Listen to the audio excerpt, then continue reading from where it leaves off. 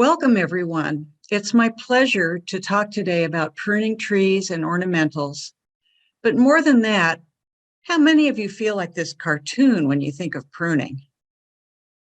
If all I do today is relieve you of some anxiety, I will have done my job. 2 years ago, I knew nothing about pruning except for roses, and I thought I was just lucky. Now, as a master gardener, the more I go over the pruning basics and practice in my home garden, the more confident I have become. So let's go over the basics. Then I'll talk about a few specific types of plants in an effort to anticipate your questions. Finally, I will summarize the basics again and try to answer any questions you might have. Well, why prune at all? There are 4 reasons I can think of to prune, and I will go through these reasons one at a time. The most important is safety. Second, plants enrich our lives.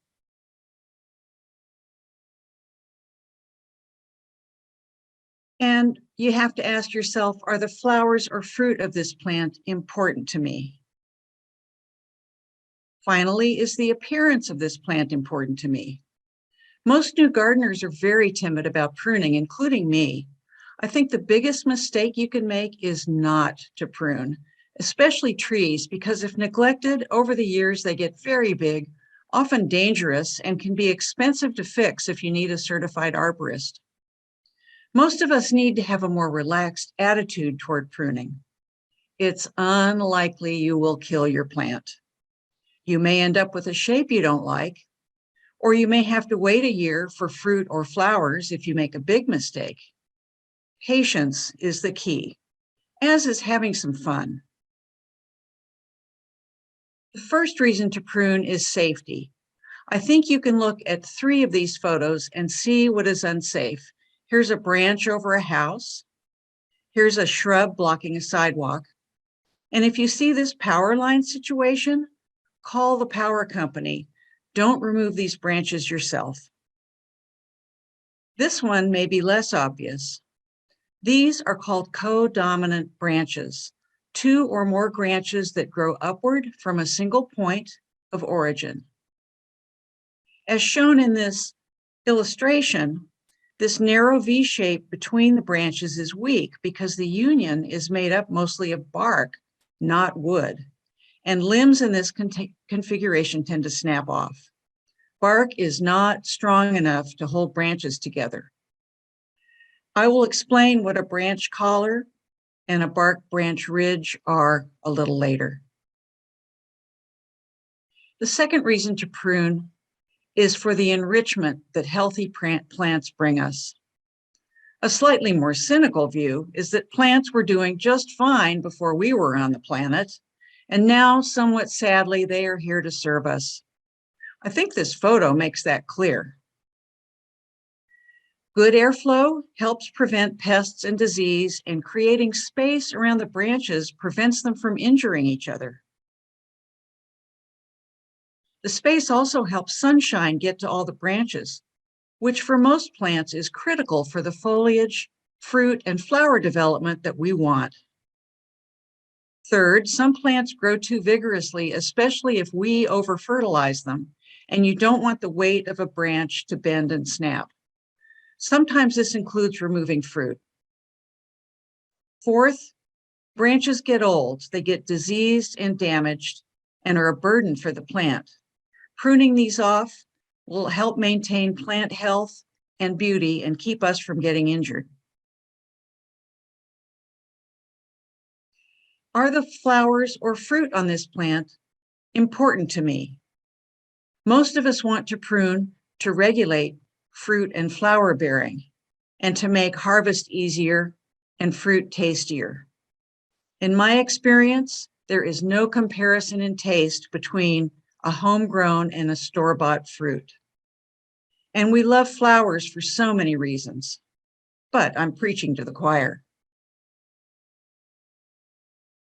The fourth question is this plant's appearance important to me? Proper pruning will help you shape a plant the way you want, And this can get pretty elaborate, as you can see from the lower photo. Some of you may get discouraged that most pruning talks are all about fruit trees. And I think there are two reasons for this.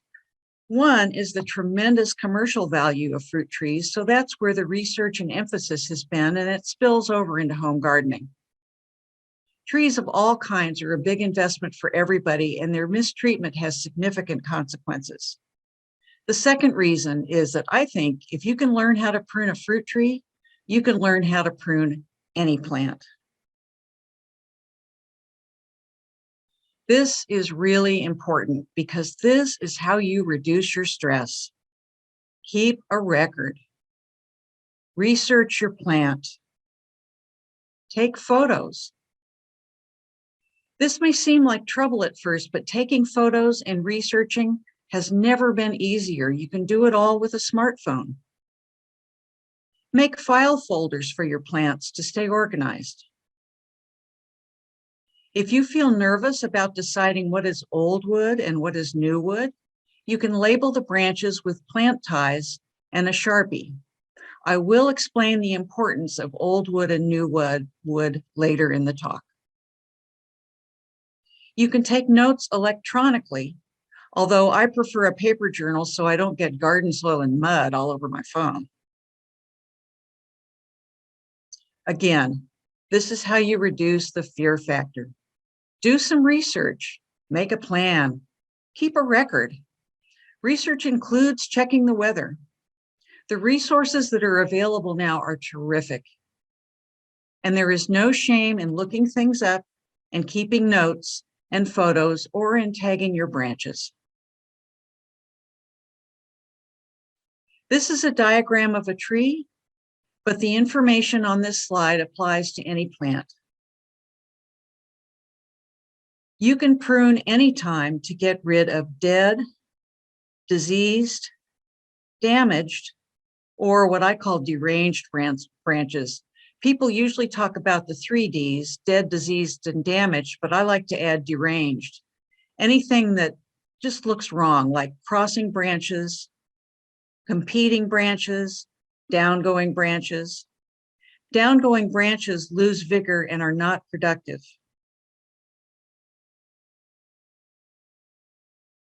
Branches at odd angles are relatively weak. You don't want them crossing or rubbing or touching the ground.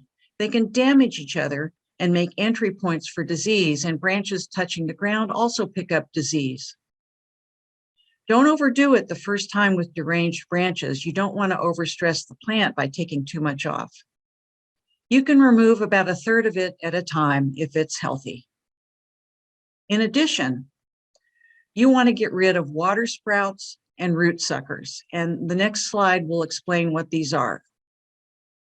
Root suckers and water sprouts. There's a lot going on this slide, so I will show it again. Water sprouts are from latent buds on old wood. They are flimsy and can snap off when they get big. They don't produce much, and they can steal water and nutrients from the tree. Root suckers are shoots coming from rootstock. Rootstock is typically very vigorous, and plants that are more desirable are grafted onto them. Grafting is very common with roses. If you see a swelling in this general area, it's probably a graft union. These root suckers down here may look spindly, but if the shoots keep growing, they can take over, as in this photo. Here is a dead graft union, so the desirable plant died. It's a little hard to see because of the mulch. These are roses on my property, and the flowers from this rootstock are pretty ho-hum for roses. They're not what you want. Why prune when a plant is dormant or not growing?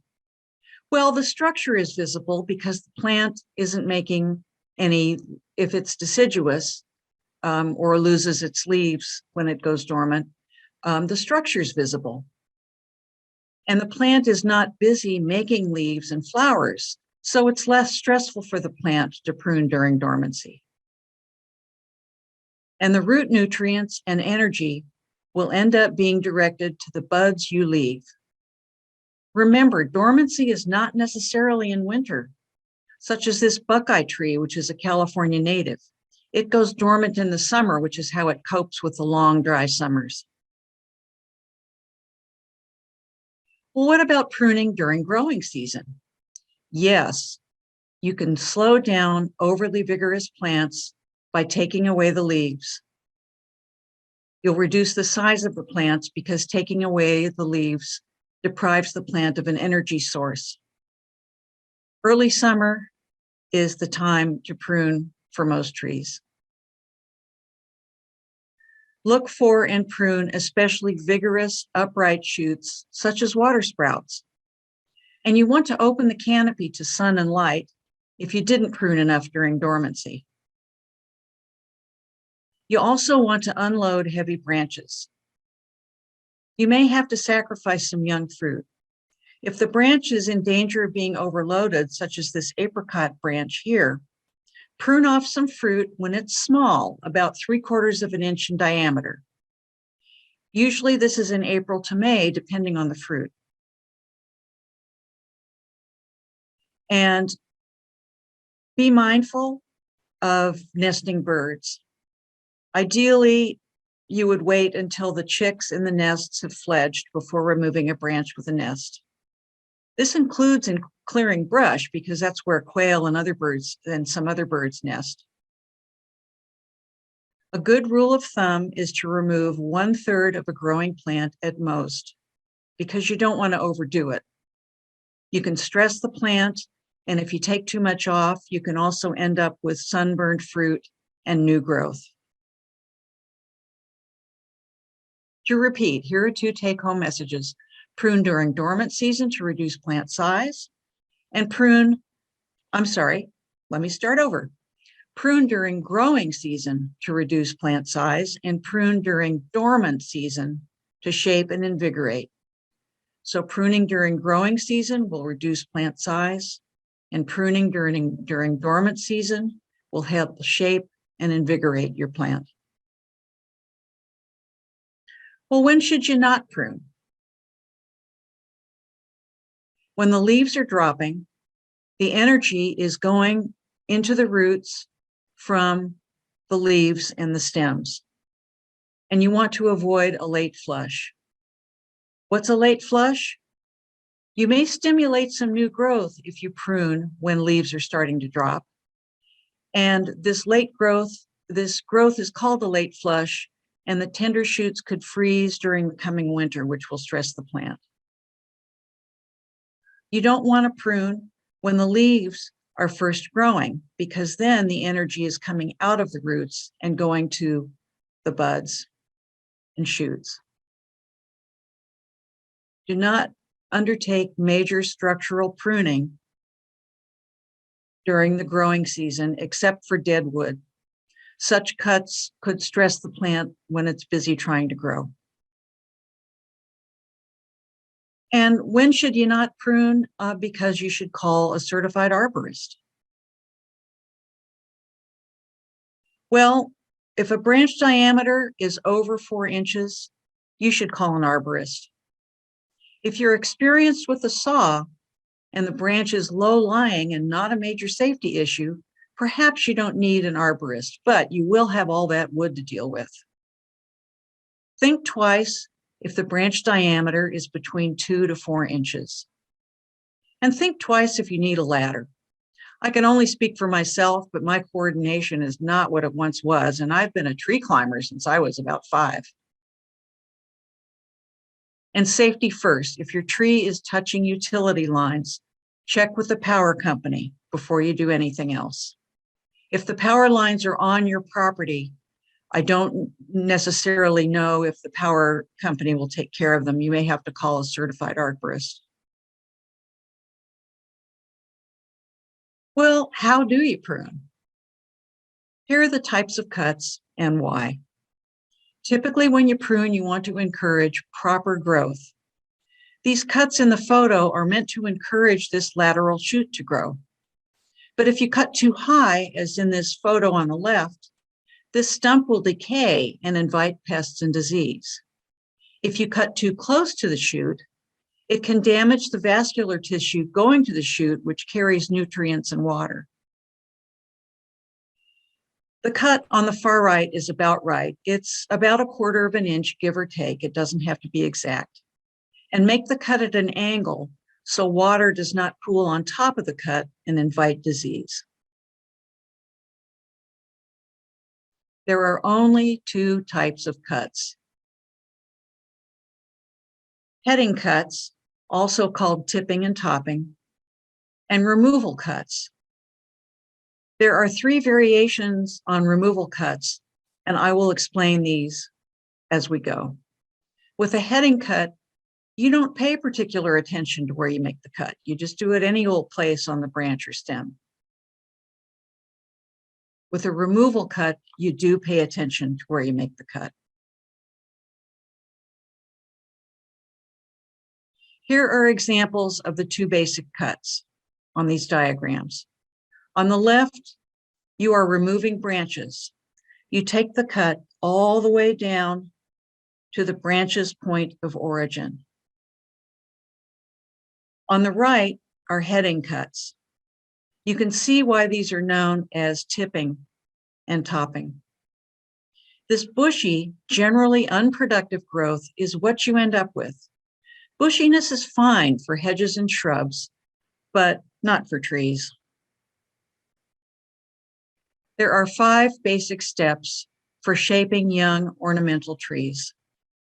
Time does not permit us to go through this in detail, but we will send you this table after you do the survey, and this information is in the reference list, which we will also send you. You can see the first step, the 3 Ds, which I've already discussed: diseased, damaged, or dying branches.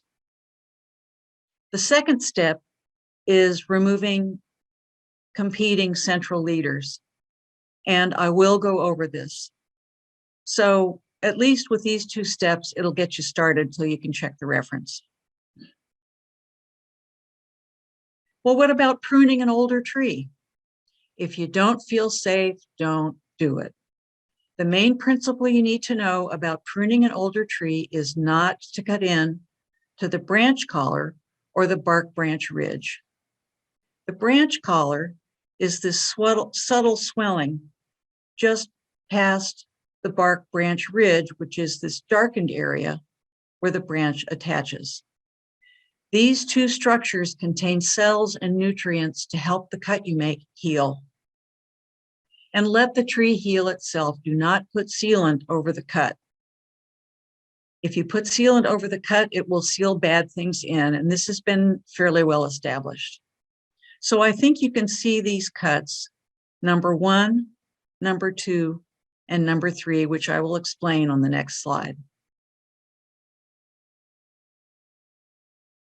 This is a 1, 2, 3 cut, also sometimes known as a jump cut. This technique is simple, but it's really important. And if you think about it, it's just common sense. If you start cutting a heavy branch from the top, you may get an uncontrolled tear, which is ugly, hard for the tree to heal, and invites disease. Make your cut on the bottom, a few inches away from the bark branch collar, from the bark branch ridge and the branch collar. Make the second cut 1 to 2 inches away from the first cut, as shown at 1 and 2 or A and B in the diagram. Then this branch will fall off and you don't have to worry about it anymore, ruining your final cut. You make a third cut here, away from the branch collar, which is at EF. You don't make this flush cut at GH because that will damage the collar, the branch collar, and the bark branch ridge. So you want to make your cut at C and D. So here's how not to prune. This is what you get if you don't use a 1, 2, 3 cut, an uncontrolled tear. This is what you get if you do a flush cut, which is a cut too close to the tree.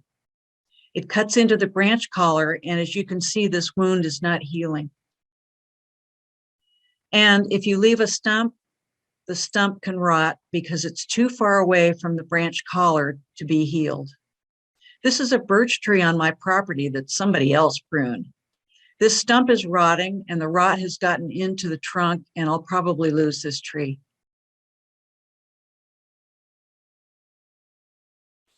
Okay, here's some more about how not to prune. In general, think twice about doing a heading cut on any tree except a very young one that you are shaping. This stump won't heal, and these scrawny side branches started growing.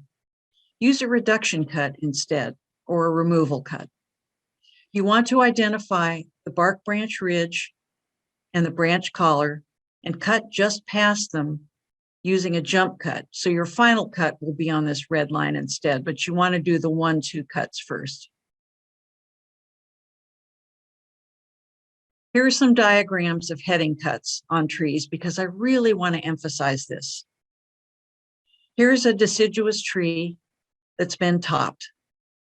This starves the tree temporarily because it's lost all this foliage, and it exposes the tree to pests with all these cut areas.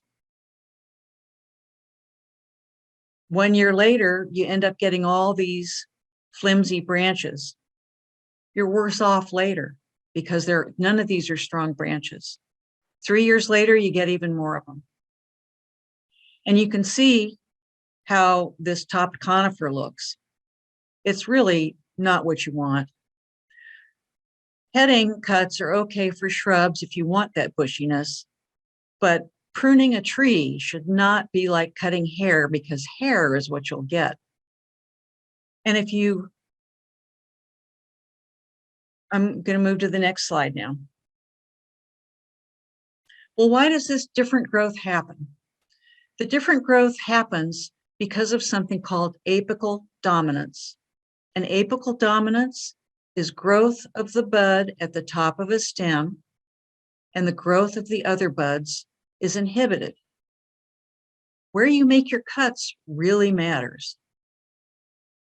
If you take away apical dominance by making a heading cut, the growth of the adjacent tissue will be stimulated. With a removal cut, this adjacent bud here next to the leaf will grow with vigor. With a heading cut, as you see here, the branches that grow will be spindly and weak. They will not form strong branches needed for safety and for beauty. These cuts, as in the photo below, were made in the middle of the branch. Frankly, that's usually where the landscaper's pruning saw can reach. Hurts to see trees like this. Here are some other choices you have when pruning an older tree. You can do a modified central leader cut. This cut will let in more air and light. It will shorten your tree, and it will change the tree shape, which is very handy if you've got a lopsided tree. The cut on the left here is called an open center, and that's typically what's used for fruit trees. A central leader is often used by commercial growers for apple and pear trees, and then they space out these lateral branches. But you will end up with a big tree unless you do some pruning when it's growing. If you need to balance out your tree or shorten a bigger tree, you can do this modified central leader. So you let a lower branch take over where you've cut away the bigger branch. Don't cut into the bark branch ridge or the branch collar, or the cut will not heal properly. And don't leave the cut here, because that will leave a stump that can get diseased. Make your cut here. And I would not do a modified central leader cut on a needle-bearing tree, because that's generally not the shape you want for a conifer. It'll make your pine tree look drunk. Here's another example of how to prune an older tree. A codominant leader is a branch competing with another branch to be the trunk. And there are two reasons to remove codominant leaders. One is safety, which I will explain on the next slide, and the other is appearance.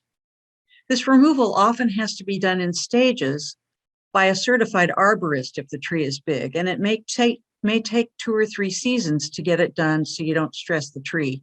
If you cut all these codominant leaders off at once, it could be too much foliage removal for the tree. So pruning cut 1 removed part of this codominant leader. The next season, you remove the rest. The third season, you remove the other codominant leader, and you end up with a shorter, shapely, attractive tree. So I'm repeating myself here because this is important. You see all this bark between the codominant branches here? This is a weak spot and potentially dangerous, as shown in this diagram. The bark has no joining strength.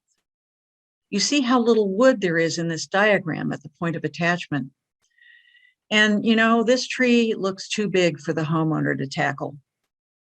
Certified arborists are expensive, but so is the damage caused when a branch snaps off in a windstorm and hits your house.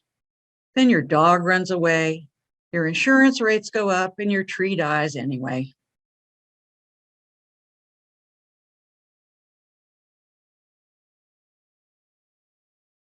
I need to say a few words about pruning tools, and this would be a good time before we talk about fruit trees. The tool you will use the most is a handheld pruner. It's also called a single bevel pruner or bypass shears. Good ones are expensive, but as my late husband used to say, you only cry once, and it will give you years and years of good service if you take care of it. I will show you a close-up on the next slide. Loppers are good for bigger branches, but the cuts are not always clean. You might be better off using a pruning saw, which can make very clean cuts. This is a long reach pruning shears, and they also come with a saw on the end, and it's surprising how well they work.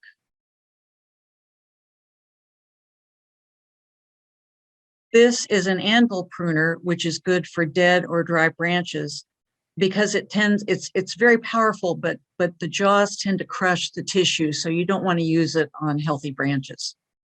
And these shears are good for cutting grasses and hedges. Shears can leave debris behind, so make sure you tidy up your plant.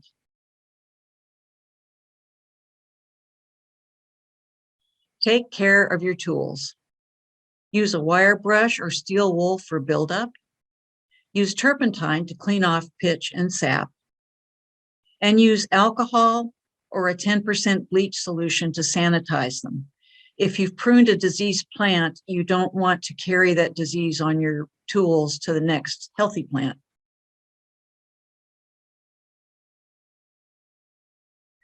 Sharpening tools are cheap and easy to use, and sharp tools are much kinder to your plants. Be sure to sharpen on the beveled side, which is the outside edge of your pruning shears. You'll want to maintain an angle or bevel of about 20 to 25 degrees, which is being done here with a couple of quarters, but you can also get shims that can attach to the sharpening tool. And you don't want to sharpen on the inside edge, or you'll end up with a gap between these two blades. However, when you sharpen, you're going to create little burrs on the other side of the blade, which are going to catch on plants and on fabric.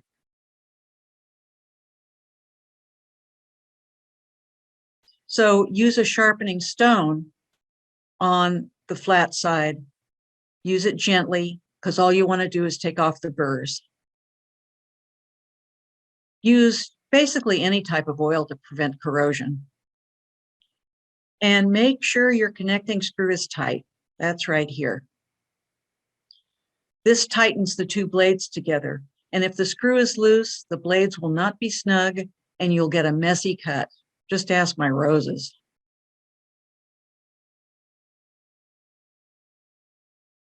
Be sure you stay safe. I would use safety glasses. I would not use regular prescription glasses. I have had pieces of wood and soil fly into my eyes from the side. You'll need a pair of good gardening gloves. You'll need a hat and sunscreen and hydration if you're working in warm weather. And I get an itchy rash when I prune my squash plants unless I wear long sleeves. So make sure you've got long sleeves on if you're one of those people.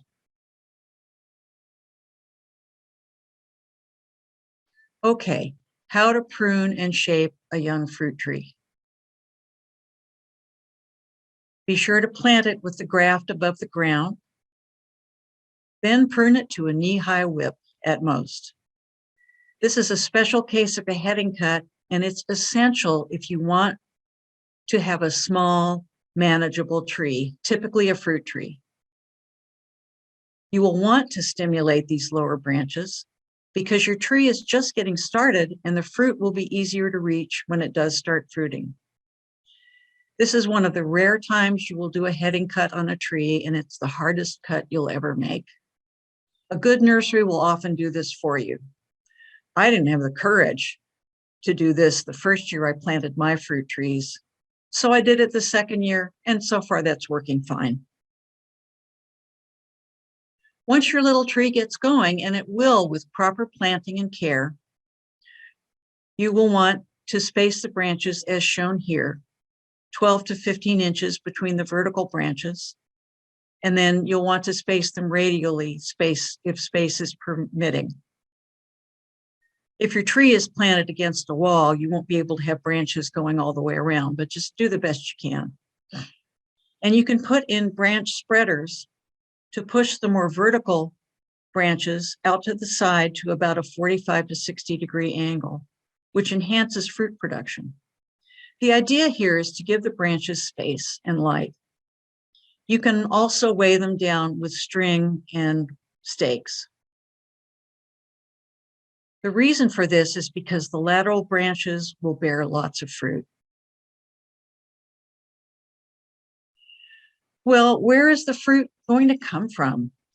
I want to get the scary hard part over with now, and that's learning about fruiting wood.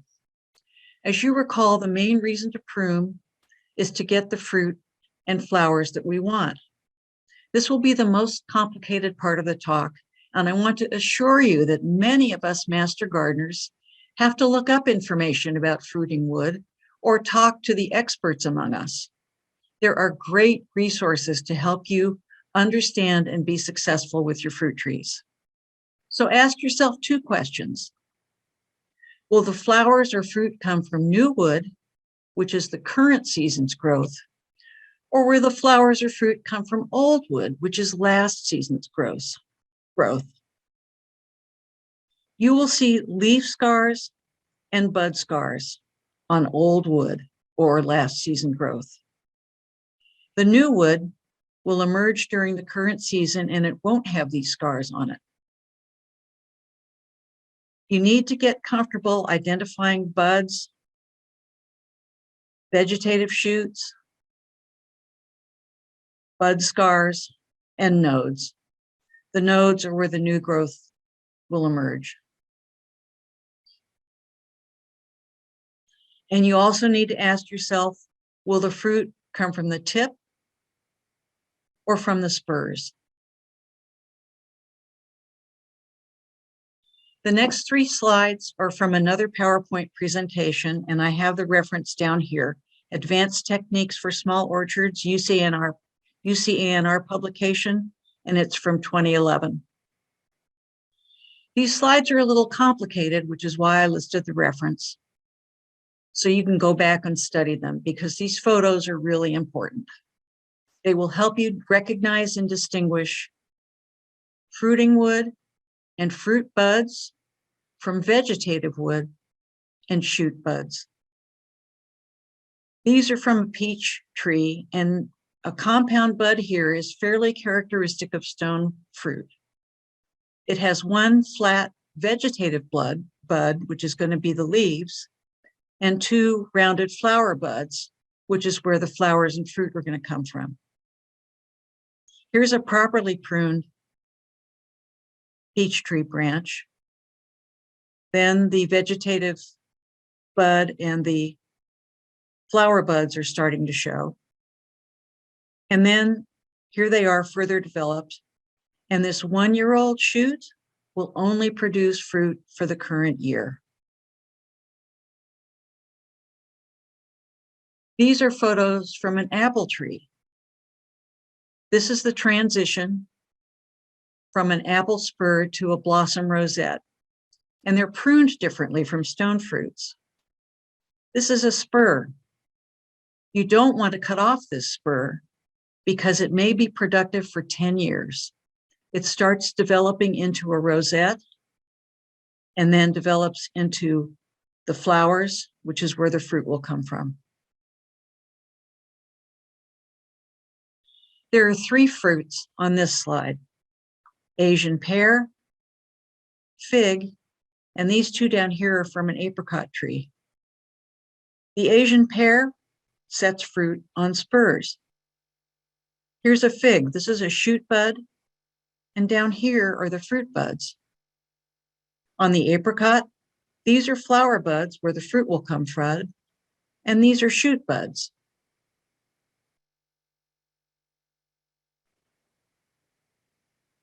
Here is a very useful table, which we will send you, along with a list of references after you take the survey. These are the fruiting wood characteristics and pruning of fruit trees. Along the left side are the different types of fruit trees. Along the top are where the fruiting buds are, the spur life, and how to prune the trees. After a few seasons, the characteristics of your own fruit trees will become second nature. I need to make a special note about apricots, grapes, and cherries. Be sure to prune them during dry weather. You need to beware of a fungus called eutypa. Here is a canker which formed underneath the bark at a pruning wood. This fungus, like a lot of funguses, is more active in wet weather. Here is some rough, dry bark, characteristic of the fungus on an apricot branch. And here is a grape limb with stunted foliage due to dieback from the fungus. Well, what about hedges? Not all hedges and shrubs need to be pruned. But if you do prune, you want to prune in this trapezoid shape. Here's a slightly rounded shape over here, because the lower leaves need sun.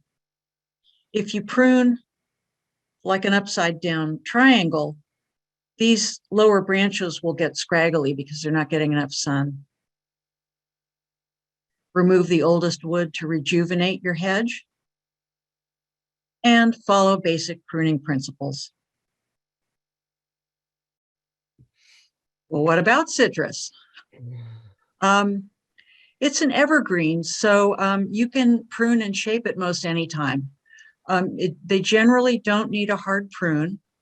Remember the 4 Ds. You can always get rid of dead, diseased, or damaged or deranged branches, and that includes citrus branches that are dragging on the ground. You don't want them to pick up, you don't want them to pick up diseases or pests from the ground. You can always get rid of water sprouts and suckers.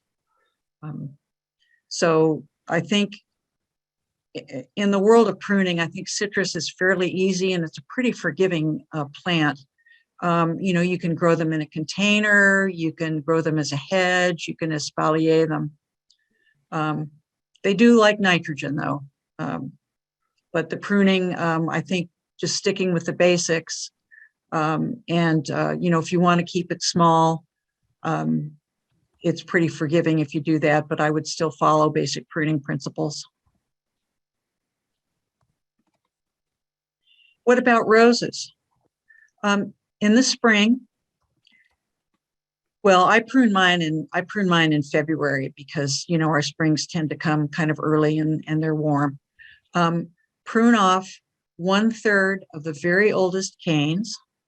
This helps keep the plant from becoming an overgrown thicket of poor flowering canes. And if you have too many canes, they won't flower well. Replace these canes by identifying about 1/3 of the very youngest canes that grew the previous season, and remove 2/3 of those. So I call it the 1/3, 2/3 rule for modern shrub roses. Remove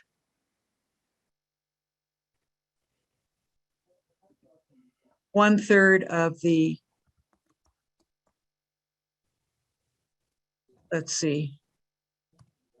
remove 1/3 of the very oldest canes and 2/3 of the youngest canes. And I, get rid of the weakest looking ones. You want to maintain a vase shape so that there's good sun penetration and air circulation.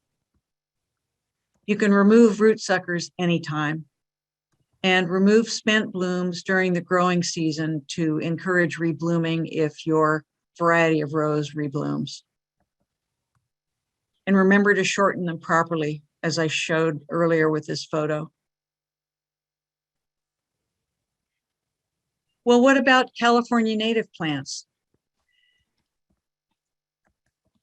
A few should not be pruned at all. It sort of depends on the species. Generally, they don't need much pruning unless you want to shape them or control their growth. Manzanita and madrones, for example, really shouldn't be pruned at all except for the 4Ds. And mostly, California native plants are liked for their native appearance. You can cut back scraggly looking plants after blooming in general before the weather gets wet. So after they bloom and then before we get wet weather. Calscape.org is an excellent California native plant website and will tell you how and when to prune natives if you want to modify their natural growth. Many folks don't want to prune natives because they're a habitat for birds and other native critters. So bear that in mind.